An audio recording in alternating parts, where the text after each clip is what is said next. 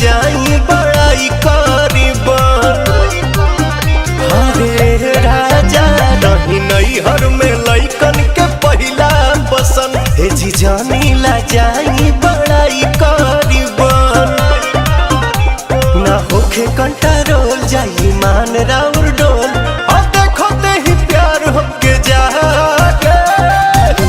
किसरिया करिया ले ले अइहा बलमुआ नजरिया न लागे। सरिया करिया ले ले अइहा बलमुआ नजरिया न लागे।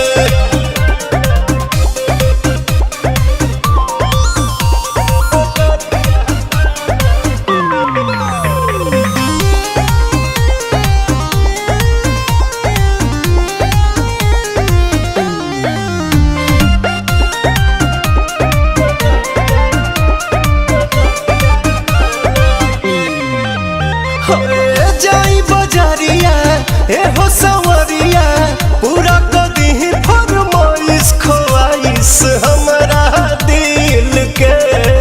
राजा जी बुझी फील के, जब पारे पिया नैन रउआ हो जाई बेचैन, बैठवले रही अपना आगे। किसरिया करिया ले ले अइहा बलमुआ नजरिया न लागे। सरिया करिया ले ले अइहा बलमुआ नजरिया न लागे।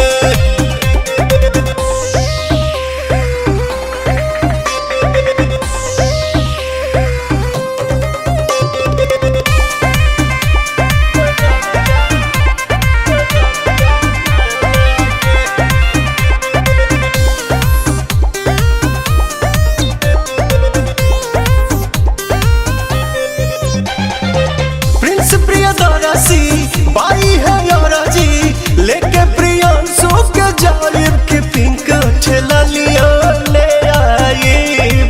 पिया न चुड़िया भुलाई, प्यार करम हर दिन पवन हो जाए मिली।